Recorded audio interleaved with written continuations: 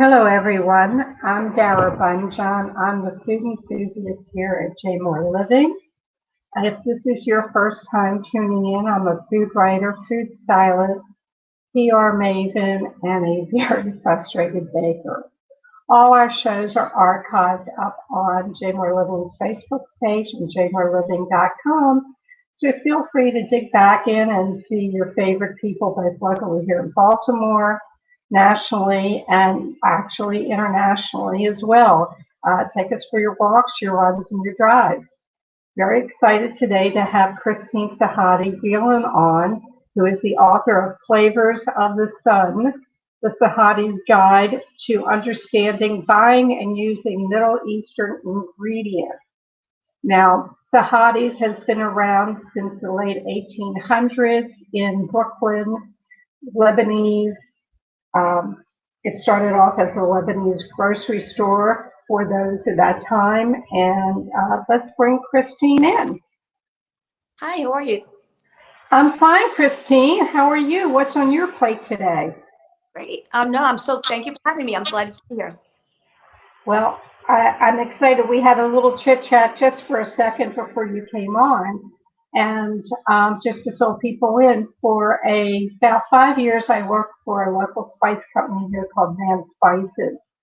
So some of these unique spices we're going to talk about, I've heard of before, but um, you know, for I want to congratulate you before I forget. Recognition on the book, and let me show it now before I forget. And let's see if it shows up. I got to lift my notes. There we go. Flavors of the Sun. Everyone, it's a gorgeous book, and everything you want to know about Middle Eastern spices. So, congratulations. Book, Food and Wine, said one of the 23 fall cookbooks that we're reading and cooking with the season. So congratulations on the recognition, because this is the season for the cookbooks, that and Mother's Day. Thank So you. it's nice to get that recognition. What was the impetus of this book? There had to be a reason. What sparked the idea to do the cookbook? I love to cook. Obviously, I spent a lot of time in the store talking to customers, and Right. primarily, I must have been asked 1,000 times, "What can I do with this?" I bought pomegranate molasses for something. What else can I do with it? Or I've had this jar in my closet. Like everybody, their pantry's filled with odds and ends that they bought for one recipe that they saw somewhere. So conversations over and over. Some customer actually said to me, "You should write to put all this down. These are all things that people want to know. It's practical advice, but you give people different ways to use things." And then actually one of my customers approached me, and he's an agent, and we took it from there. And of course we have the kitchen at the stores, which also makes. I mean, we use our own ingredients constantly, so there was a very good basis to start from. Okay. And how long ago did you start the book? We're now 2021. When did the seed for the idea start? I think we started about 4 years ago. The thing is that I have a full-time job. I'm in the stores every day, so it didn't leave me as much time to commit just to doing a book. It was done in dribs and drabs. As once we decided on the layout, we looked through the recipes that we use at the store, and we broke them down into where they could fit in the book. And then I looked at my own personal notes that I had taken over the years just from cooking at home, and we worked on crafting a basic outline, and then we took it from there. But this was truly a labor of love for me. It took night after night of cooking in my home kitchen, because going into the store's kitchen wasn't practical, because you can't test a recipe on an industrial stove if you expect somebody to cook at home. So, but it took at least, and then of course last year there was some delay with photography, so we were delayed about a year with that. Can you give us a little history about Sahadi's? It was founded in 1898. You're fourth generation. Can you give us a little history? Sure. So my great uncle founded Sahadi's actually in Lower Manhattan, what is right in the area that the Battery Tunnel's in. 1995 or so. My grandfather in 1911, and I'm sorry, yeah, and he worked with his uncle for years, eventually becoming a partner. Down the road, Okay. they separated into two separate stores, and my grandfather bought the building that we're still in on Atlantic Avenue.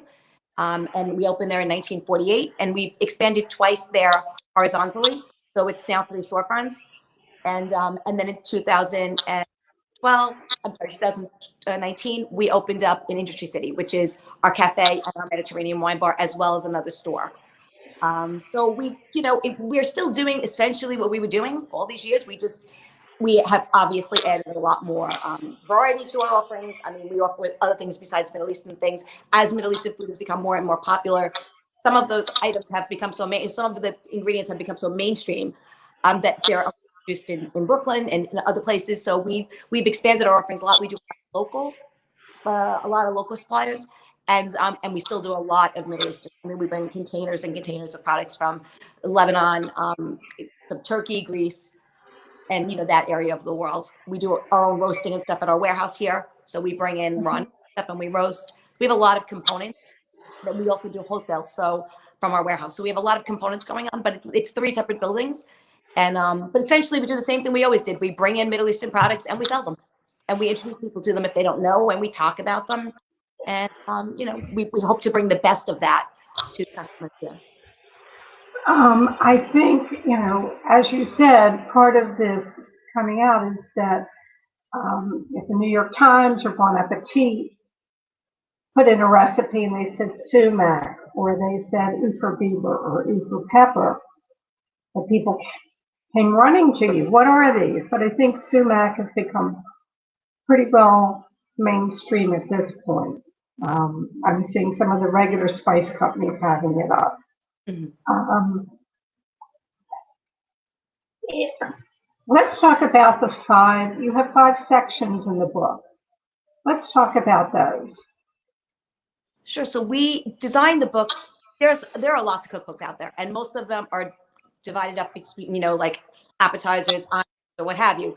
We were looking to come at it from a different angle. I mean, I'm a grocer first, so I looked at it from the point of flavor profiles.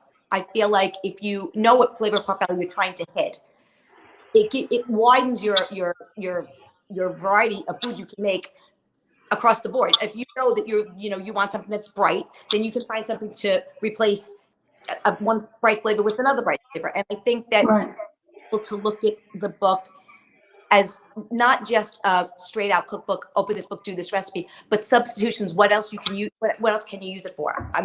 I think that it's important for people to think about cooking more as flavors than it is as you have to have a teaspoon of this or a teaspoon of that, because that limits what you can cook unless you are running to the grocery store every 20 minutes. And there's almost always something that you can substitute. And that's a question that we've gotten asked a lot of times. So we figured it would be an interesting way to approach the book. Plus, I know that, you go out and you get a spice for a recipe and then you have it sitting on your shelf. How else can I use that? And let's cover the 5 subjects that you have. You have nutty. I'm just trying to think. Come on, you can go with that. Nutty, savory, bright, sweet, and some spicy. Spicy. Very, very interesting. And just tell people the book is gorgeous. It's a real compendium on the spices. So there's a discussion about the spices, what you should look for. And it's beyond spices. We're talking goat cheese that adds salty to things. We're talking olives that add salty. So it isn't just spices and herbs.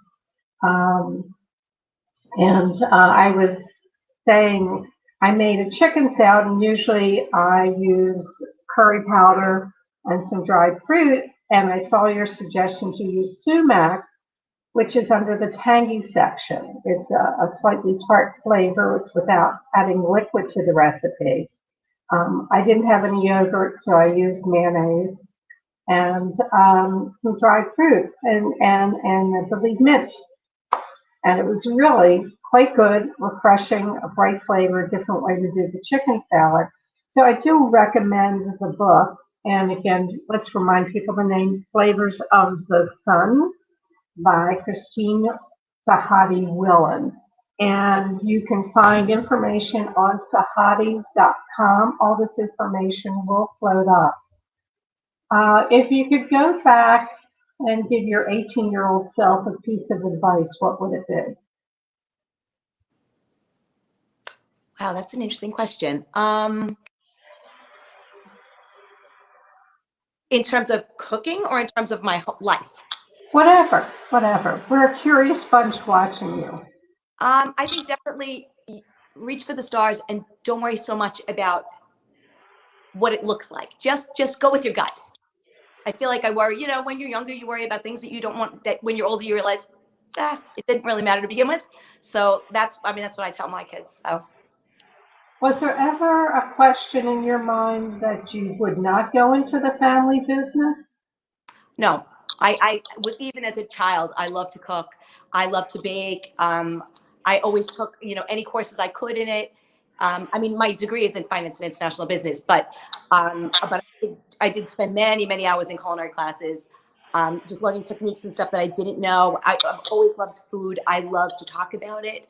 And I'm a people person. So this was a great fit for me. I mean, you know, what I do best, well, most of the time I do a lot, I crunch numbers. I'm good at that, but I don't love it. You know, it's something, and it goes along. It worked out for the business because it gives me another base besides food. But what I really love is food and hospitality and talking to people and preparing food and wine for people. And I mean, in Industry City, we have the luxury of having the cafe and we do a lot of events. I love all of that.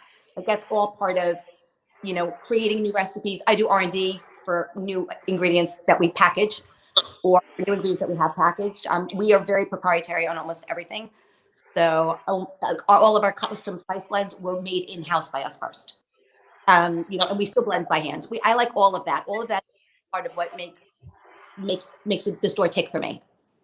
Well, I think in reading the book and just let people know that you get in your supplies and that's it for the season. So once you're out of it until that season rolls around again, it's not happening. Let's see. Before there was the everything bagel spice, the everything, I think you had, let's talk about some of the Middle Eastern spices: za'atar, ras el hanout, baharat, Burberry, which was North African, shawarma, dukkha. Did I miss any? Maybe mahlab, but that's a sweeter spice. Okay. I mean, those are all. We sell a lot of spices, and in my house, I always blended my own earlier and just jarred them because it was easier than having to take out 16 jars out of the closet every time I wanted to cook. And it made, I mean, for a working mom, it made dishes much, much quicker. So that's the reason why all of our blends were made in-house, because those are blends that we would use in our own homes. And I think that a lot of them have become mainstream. Like za'atar, to me, za'atar is, like you said, before the everything bagel spice, there was za'atar. We put it on everything. It has a ton of uses. I mean, of course, we have the traditional where we spread it on bread dough and bake it, but we also use it in salads, on chicken, in marinades, in yogurt. We Middle Easterners eat savory yogurt, not sweet. So in yogurt, or in Lebanese, which is the thickened yogurt. And also on bread, in terms of rolls or something like that. If you're baking anything, you can use it. I mean, I love it. I think it's a great all-purpose seasoning. I mean, my daughter took a jar to college and replaced it every semester, which says a lot because it's a pretty big jar. But it is very useful. And I feel that way about a lot of our spices, and a lot of them, some of them are lesser known, like the ras el hanout is a mixed Moroccan spice. It's really good. It's a very warm spice. A lot of spices from North Africa are warm. A lot of the spice blends. So I use it on. I love it on winter squash with olive oil. I love it in a lot of ways. I feel like it's definitely underused. It can also be used in spice cookies and stuff like that because it's not salted. Most spice blends are salted. Ras el hanout is not. Right. That's another one. Shawarma spice is traditional, what you would use to make the shawarma that you get in a restaurant, whether it's chicken shawarma or lamb or beef. I mean, I would probably use lamb at home, but Right. but in the book I use it on filet mignon because it's a great seasoning for the outside of filet mignon. It pairs well with any kind of hearty meat. So, and I feel like sometimes filet mignon doesn't have a ton of flavor on its own because it's a leaner beef. So adding a shawarma with a little bit of olive oil on the outside gives you a nice crust and a little bit of kick. And it helps to marinate the meat a little bit. So, I mean, I love that. We do it in the stores. I do it at home. Burberry spice is Ethiopian in nature. We blend, Burberry spice is an interesting one. It takes a lot longer to blend than everything else because we toast the spices first. Because I feel like some spices benefit from that blooming. So we toast the spices at Industry City and then we send them to the warehouse where they blend them in with everything else. Same thing with harissa. Well, actually, harissa all at Industry City because we toast every one of those peppers and there's a lot of components there and then we hand grind. That makes all the difference in food. I can make an easy, fast meal because I have all these spice blends already. So it makes a big difference in what you can produce and the different flavor profiles you can do right away. And I find that most of them go, once I get somebody to buy it, they come back for it again. They can find a lot of uses for it to, give them some idea of the which category it fits in, whether it's spicy or savory or tangy or nutty. exactly. Right. You actually answered a question when the listener says, do you have any unexpected uses for za'atar? Something that people wouldn't think about, and I think you sort of cover that in the book. Or is there one thing that you think about that za'atar would be, people might not think to put it on or use it with? I think it's excellent on popcorn. Okay. It's a little bit, it's from there's sumac in za'atar, so the blend. So the sumac makes it a little bit tangy. There's sea salt, of course. The za'atar itself is kind of herbal, and the sesame adds another dimension. Like I said, the book is a compendium of recipes, 120 plus, but it gives a description and in-depth on what to look for on these items. And pomegranate molasses, or I know if I did Moroccan, going back 16 years ago when I was a fan. But what I didn't realize in reading your description is you want to find pomegranate molasses that has no sugar added to it. Yes, without a doubt, it's much better. Unfortunately, I have a jar that has sugar in it. But, I'll just counterbalance by not putting sugar in some of the things with it. But I went, oh, I didn't know that. I just learn as we go. Everywhere. That's you didn't. It's one of those items that we import ourselves, specifically because we want it to be more fruity. And it's not so much the sugar itself that it disturbs me. It's that it tends to not be because it's not as concentrated. That's how they get the thickness. The sugar leads to the thickness. So therefore, you're not getting as much just strong fruit, which I love pomegranates. Yeah. That's very interesting. So people, it's a compendium. It's a reference book. I'm going to show it again because I think it's beautiful. And I have to repoke my notes to see that I'm doing it. Okay, there we are. So a couple unusual things. Let's talk about, I picked out 3 that I think are interesting ingredients. Nigella, malab, and mastic. Okay. Can you tell people about these 3 items? Sure. Nigella seeds are otherwise labeled as black caraway seeds, but they are not caraway. They are they're Nigella seeds. They have I feel like they have like a slightly celery flavor. I don't know why. We use them in a bunch of things. Sometimes you'll see them on an Afghan style bread. We use them in our cheese pies. We use them in our za'atar pies. They add a little bit of a crunch. They definitely have a vegetal flavor. And they add color. One of the biggest uses for Nigella seeds is in our twisted cheese. We twist our own, we sell twisted cheese from our own brand, but we also make it ourselves at Industry City. Mastique and Mathlab and Nigella seeds all 3 are in the twisted cheese, which is interesting because those are 3 flavors that most people are not familiar with, and they're all in one place. the one that we have made for us only has nigella seeds. It doesn't have the other two because the other two are just less typical in the American style string cheese, but very typical in the Lebanese style string cheese. That's why we do our own. We'll sell, the other brand, our brands, but prepackaged. But Can you tell people what the malab is? sure, mahleb is inside of a cherry pit. It is, so you know how the pit is round inside. If you crack it open, it's the inside piece. It's a little kernel. It's best freshly ground. We use it mainly in sweet applications. So it goes into shortbread style cookies. It goes into what we call cack, which is Easter. It's a sweet Easter bread. I'm sure you've seen, like, the Italian has the braided with the eggs in it. The Greek makes it. The Lebanese also make it. We put mahlab in ours, and mestique actually. It's a very distinct flavor. I mean, I use it in a lot. I mean, it's really nice in hot chocolate. It is, you can use it in almost any kind of cake, replacing a vanilla style or in tandem with vanilla.